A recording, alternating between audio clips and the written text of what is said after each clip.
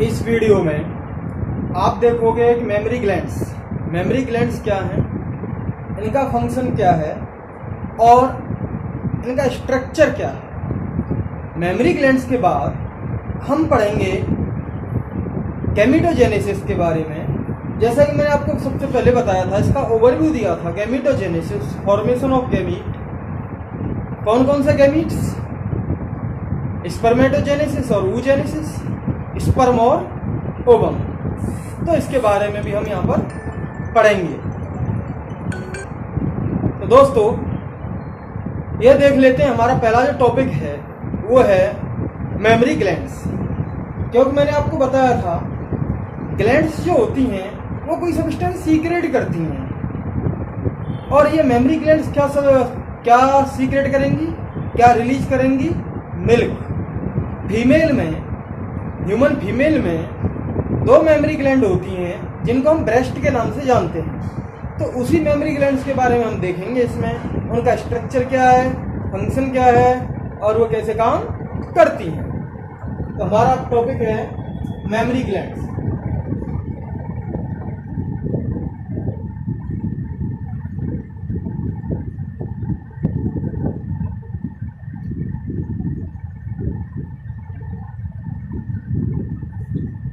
भाई ये mammary glands जो होती हैं, ग्लैंड्स हैं तो इसका मतलब ग्लैंडुलर टिश्यू से मिलकर बनेंगी, और ये जो हैं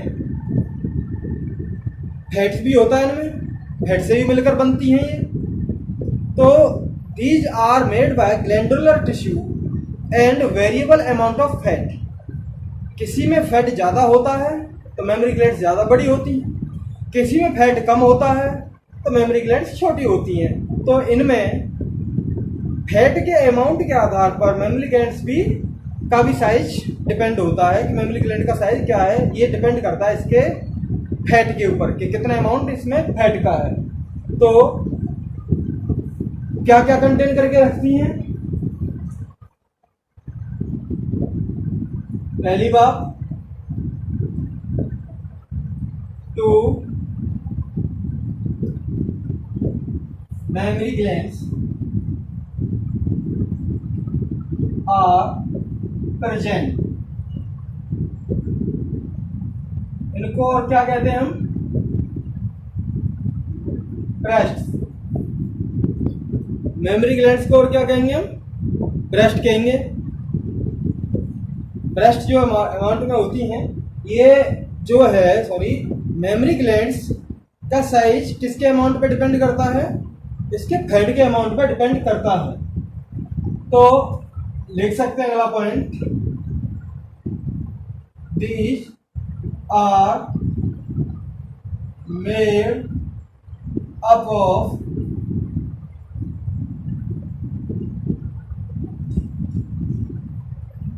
glandular tissue and variable amount of fat. ये जो है ग्लैंडुलर टिश्यू पाया जाता है इनमें, और कुछ अमाउंट में फैट भी पाया जाता है। अब ये जो ग्लैंडुलर टिश्यू, फैट का तो कोई वो है नहीं अब आगे कोई रोल, बस साइज को मेंटेन करने में हेल्प करता है और कोई इसका रोल नहीं है। अब हम पढ़ेंगे इसका स्ट्रक्चर जो होता है, इसका इंटरनल स्ट्रक्चर के बारे में। मेमोरी ग्लैंड्स जो होती हैं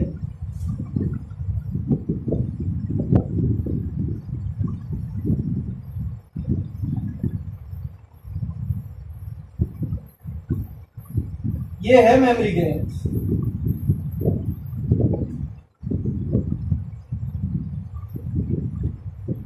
ये जो है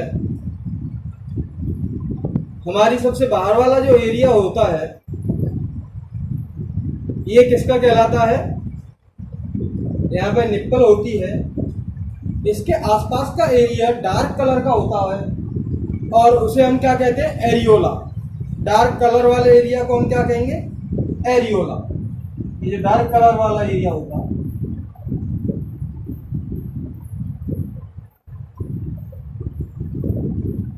एरियोला, डार्क कलर वाला एरिया हो गया। अब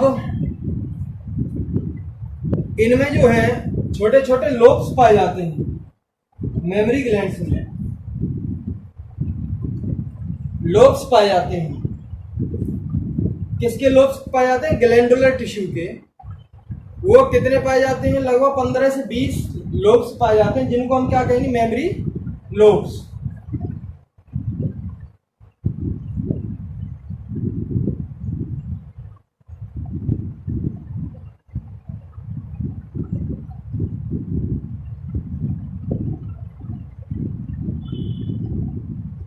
ये कितने पाए जाते हैं?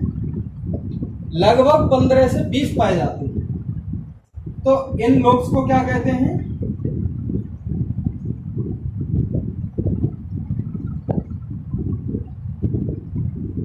Memory lobe. अब मेमोरी लोब में ये जो स्ट्रक्चर पाया जाता है, छोटा छोटा थैली जैसा स्ट्रक्चर ये पाया जा रहा है। ये वाला जो स्ट्रक्चर पाया जा रहा है, ये स्ट्रक्चर पाया जा रहा है छोटा सा। इस स्ट्रक्चर को हम क्या कहेंगे? एल्वियोलाई। इस स्ट्रक्चर को हम क्या कहते हैं? एल्वियोलाई। एक एल्वियोलाई आपने पढ़ा होगा, रेस्पिरेटरी सिस्टम में होता है, उसमें भी एयर सैक होते हैं, छोटे छोटे हवा के थैले जैसे स्ट्रक्चर होते हैं। यहाँ पे भी ये छोटे छोटे जो थैले हैं, सैक का मतलब होता है बहुत छोटा थैला, तो इनको हम क्या कहते हैं? एल्वियोलाई।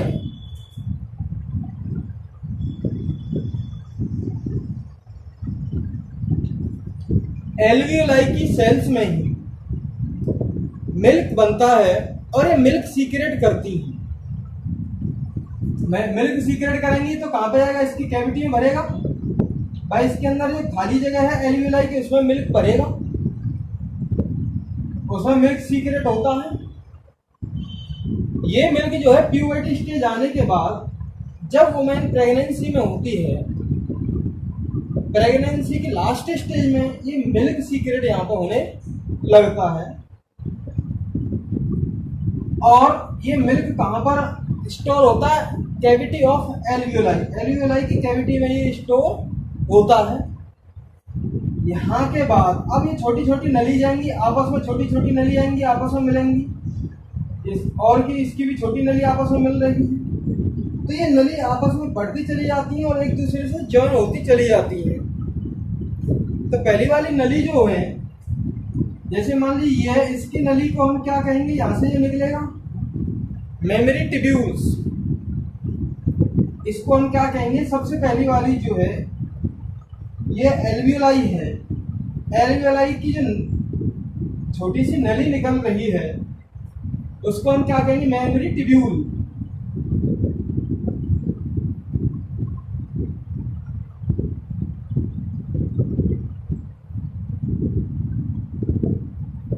एक है तो ट्यूब्यूल और बहुत ज्यादा है तो मेमोरी ट्यूब्यूल्स।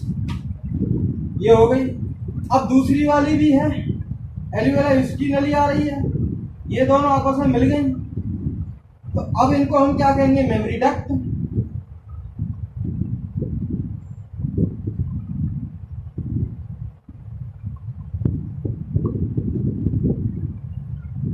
पहली वाली जो नली थी मेमोरी ट्यूब्यूल कहेंगे, और एक दूसरे की मेमोरी ट्यूब्यूल्स आपस में मिली तो उसे हम क्या कहेंगे? Memory duct. अब मेमोरी डक्ट आ गई। मेमोरी डक्ट जो है आपस में मिलेंगी, दूसरे वाली मेमोरी डक्ट आएगी, तो उसे हम क्या कहेंगे? ये थोड़ा वाइडर पार्ट होता है जिसमें मेमोरी डक्ट आकर मिलती हैं, उसे हम कहते हैं मेमोरी एम्पुला। तो उसका नाम देंगे। और भी डक्ट आके मिलेंगी तो उसको नाम देंगे हम मेमोरी एम्पुला।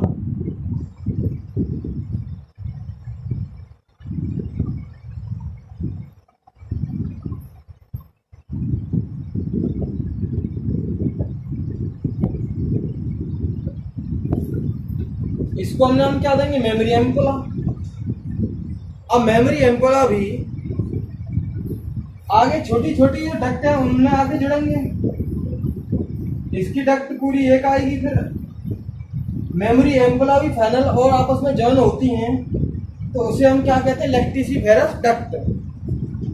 Lactiferous duct. सबसे फाइनल वाली जो नली होती है वो सबसे ज्यादा चौड़ी होगी, जिसमें से मिल्क बाहर रिलीज होगा, उसे हम कहेंगे लेक्टिफेरस डक्ट।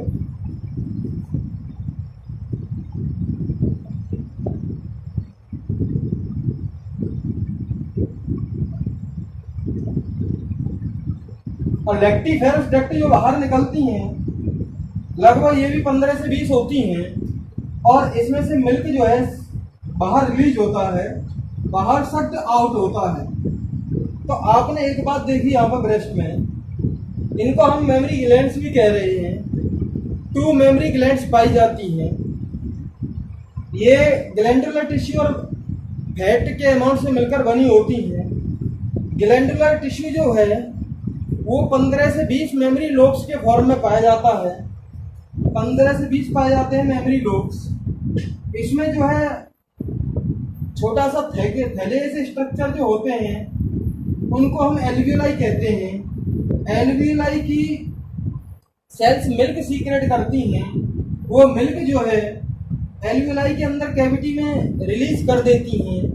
वहाँ से छोटी सी नली एराइज होती है, इसे हम कह रहे हैं मेमोरी ट्यूब्यूल। और मेमोरी ट्यूब्यूल्स आपस में मिलकर क्या बनाती हैं, मेमोरी डक्ट बनाती हैं। मेमोरी डक्ट आपस में मिलकर क्या बनाएंगी, मेमोरी एम्पुला बनाएंगी। ये इनके पीछा वाइडर पार्ट है, चौड़ा पार्ट है। मेमोरी एम्पुला आपस में मिलकर क्या बनाता है, लेक्टिफेरस डक्ट बनाता है।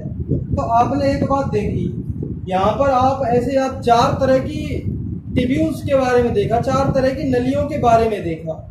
ट्यूब्स जो होती 4 तरह की, पहले वाली memory tubule, memory duct, mammary ampulla और लेक्टिफेरस डक्ट। ये स्ट्रक्चर आपने देखा। तो आप यहाँ पे थोड़ा सा बना सकते हैं अपना याद करने का तरीका। TDA, बाकी उसके बाद तो लेक्टिफेरस डक्ट है ही, तो TDA करेंगे यहाँ पे। मेमोरी डक्ट, सब में मेमोरी आ रहा है पहले, memory tubule, memory duct, mammary ampulla, finally TDA, lactiferous duct. ये स्ट्रक्चर है हमारा मेमोरी ग्लैंड्स का। अब इनके बारे में हम देख लेते हैं।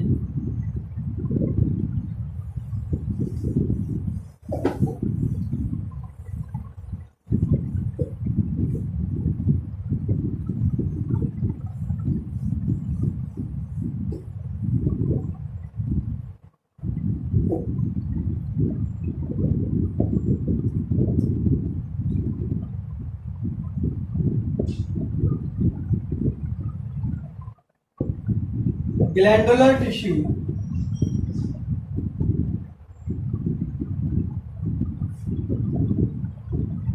मेड बाय 15 to 20, 15 से 20 पाए जा रहे थे। ग्लैंडुलर टिश्यू में 15 से 20 क्या पाए जा रहे थे, मेमोरी लोब्स। यही तो बात थी। ग्लैंडुलर टिश्यू किससे मिलकर बनता है, 15 से 20 मेमोरी लोब से मिलकर बनता है। जो आप कह सकते हैं एक अंगूर के जैसे, अंगूर का गुच्छा होता है, अंगूर के गुच्छे में बहुत ज्यादा अंगूर लगे हुए होते हैं, तो ऐसे ही लोब जैसा स्ट्रक्चर पाया जाता है। एक अंगूर को वहां पे क्या कहेंगे, एल्वियोलाई कहेंगे। ऐसे ही ये पाए जा रहे थे, ये 15 से 20 पाए जाते हैं ऐसे। ठीक, ये बताया था। तो ये जो है क्या रिप्रेजेंट करेगा, एल्वियोलाई। ऐसे जो है कितने पाए जा रहे हैं आपके, 15 से 20। इनको हम क्या कहेंगे, memory lobes.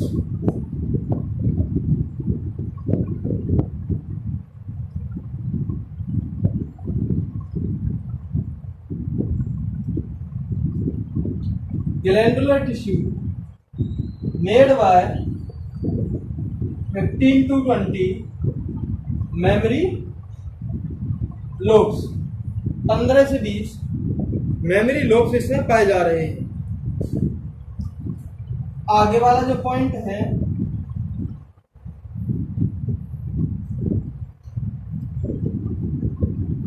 Memory lobes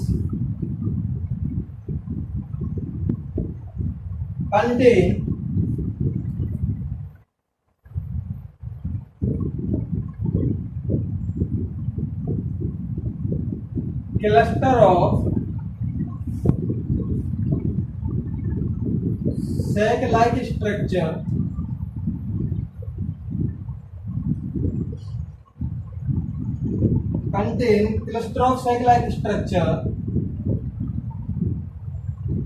called alveoli। इनमें गुच्छे जैसे, थैले जैसे गुच्छे होते हैं, उनको थैलों को हम क्या कहेंगे, सैक लाइक स्ट्रक्चर को हम क्या कहेंगे, एल्वियोलाई। अब सेल्स ऑफ एल्वियोलाई क्या सीक्रेट कर रही थी, milk.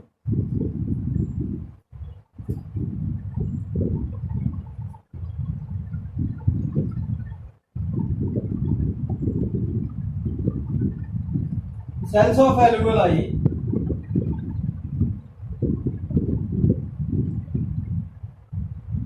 Milk, cells of alveoli secrete milk. Alveoli की सेल्स क्या सीक्रेट कर रही हैं, मिल्क सीक्रेट कर रही हैं। वो कहां पर स्टोर हो रहा है प्रेजेंट टाइम में भाई, एल्वियोलाई की ल्यूमेन में या कैविटी में। ये जो एल्वियोलाई था ऐसा स्ट्रक्चर, इसकी जो अंदर जो खाली जो जगह पाई जाती है, इसको हम क्या कहेंगे, ल्यूमेन या फिर कैविटी। तो ये जो सेल्स हैं ये मिल्क सीक्रेट कर रही हैं, इस वाले पूरे स्ट्रक्चर को हम क्या कहते हैं, एल्वियोलाई। यही तो कह रहे थे एल्वियोलाई। और इसकी जो सेल्स हैं, एल्वियोलाई की सेल्स मिल्क सीक्रेट कर रही हैं, जो फाइनली कहां पर स्टोर हो रहा है, इसकी ल्यूमेन में स्टोर होता है। इसकी ल्यूमेन में स्टोर होता है, एल्वियोलाई की ल्यूमेन में स्टोर होता है। ठीक, अब आगे देखते हैं कि आगे वाला जो पॉइंट है क्या बनेगा,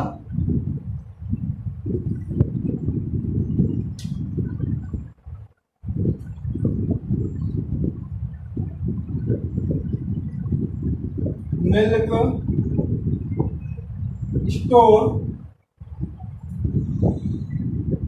इन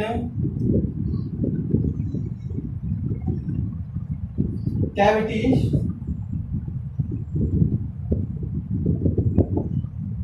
or lumens of alveoli।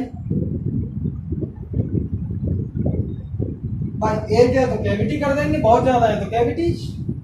Alveoli की कैविटीज में मिल्क स्टोर होने लगता है। अब वहां से मिल्क सबसे पहली वाली नली में रिलीज होगा, वही मिल्क से तो निकलेगा। तो हम कह सकते हैं यहां पर milk released from cavity of alveoli towards memory tubules. TDA आपको मैंने बताया था, वो है आपको याद रखना।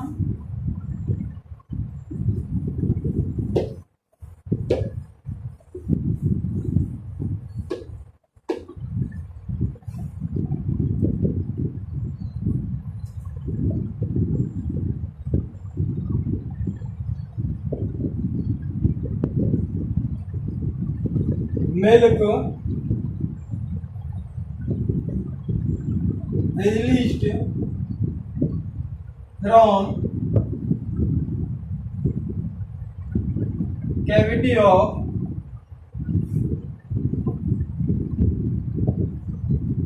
alveoli टुवर्ड्स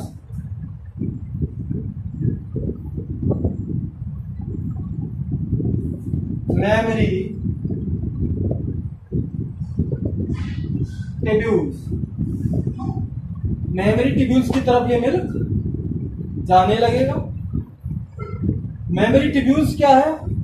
एक नली जैसा स्ट्रक्चर जो कहां से एराइज हो रही है, कहां से निकल रही है? एल्वियोलाई से निकल रही है।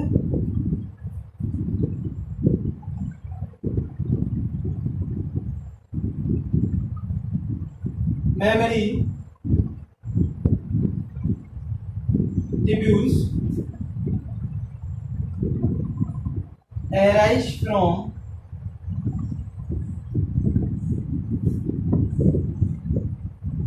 alveoli and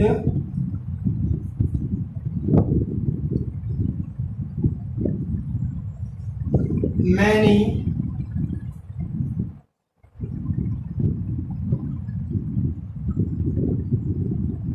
mammary tubules join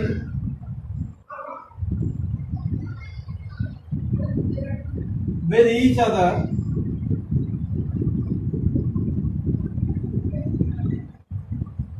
many mammary tubules join with each other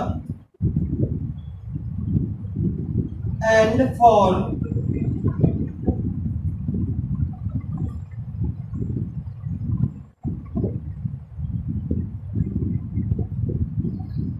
memory duct. Mammary tubules आपस में ज्वाइन होती हैं, कुछ मेमोरी ट्यूब्यूल्स, सारी नहीं, कुछ मेमोरी ट्यूब्यूल्स, 2-4 मेमोरी ट्यूब्यूल्स आपस में ज्वाइन होंगी और वो क्या बनाती है? मेमोरी डक्ट बनाती है। तो हमारी दूसरे टाइप की जो नली है वो क्या हो गई है? मेमोरी डक्ट हो गई है। ठीक, अब तीसरे वाली जो थी वो कौन सी होनी चाहिए थी? TDA बताया था सबसे पहली वाली, T मेमोरी ट्यूब्यूल्स, दूसरी वाली मेमोरी TD मेमोरी डक्ट, तीसरी वाली मेमोरी एम्पोला। हमारा आगे वाला जो पॉइंट होगा, many memory duct join with each other and form memory ampulla. It is wider part.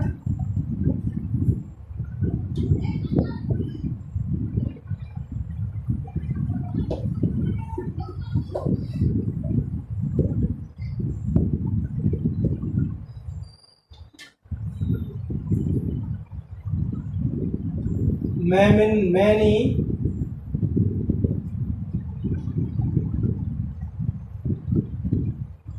memory ducts join with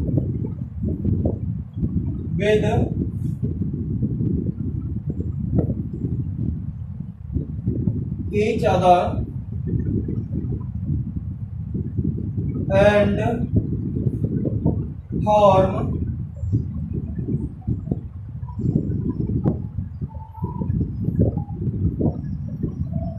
memory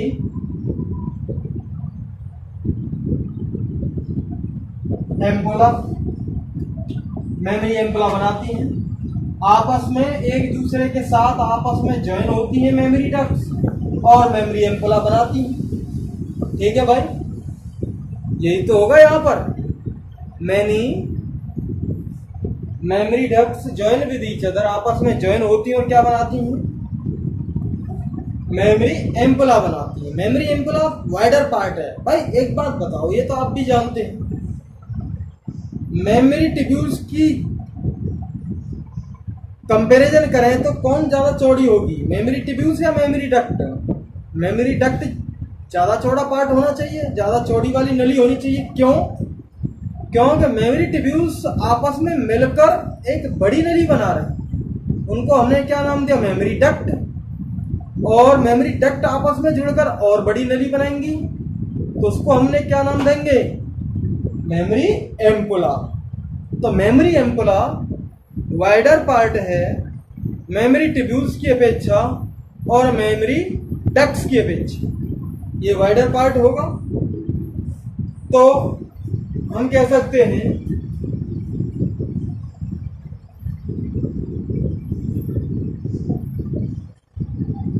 mammary ampulla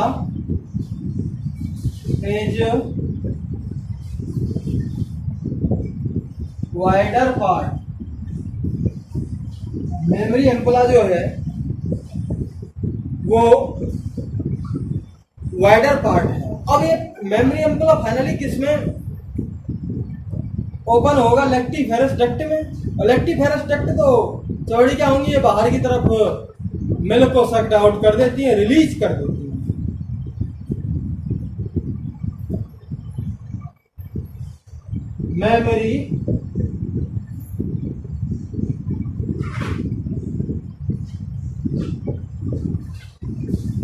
mammary ampulla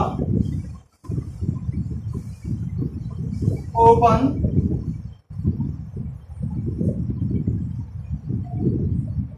into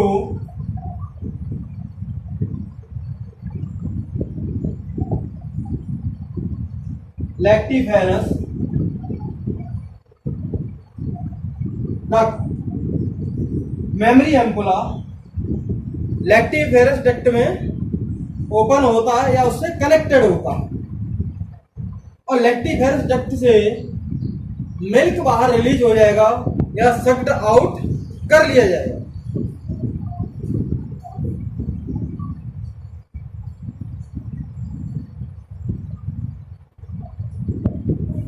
lactiferous duct release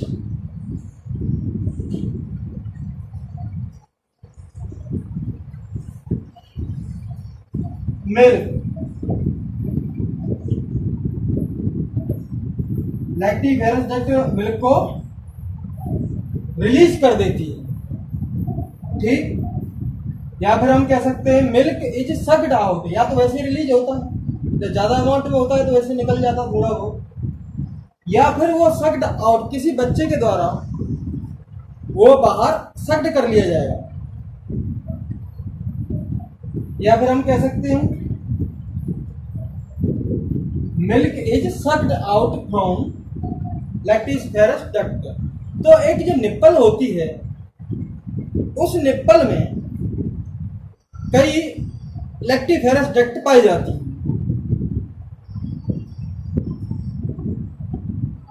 nipple के आसपास के जो dark वाला जो area होता है उसका क्या नाम है? एरियोला। और ये स्ट्रक्चर हमने देख लिया है ब्रेस्ट का कंप्लीट। ब्रेस्ट जो होती है वो कितनी पाई जाती है? 2, 4 नहीं पाई जाती है। भैंस में 4 पाई जाती है, ये बात अलग है। यहां ह्यूमन बीइंग्स की बात कर रहे हैं, भैंस की बात नहीं कर रहे, गलत मत सोचो। तो मेमोरी ग्लैंड्स के बारे में हमारा आज का टॉपिक कंप्लीट हो गया है। Thank you very much. Channel को सब्सक्राइब कर लें, लाइक कर लें।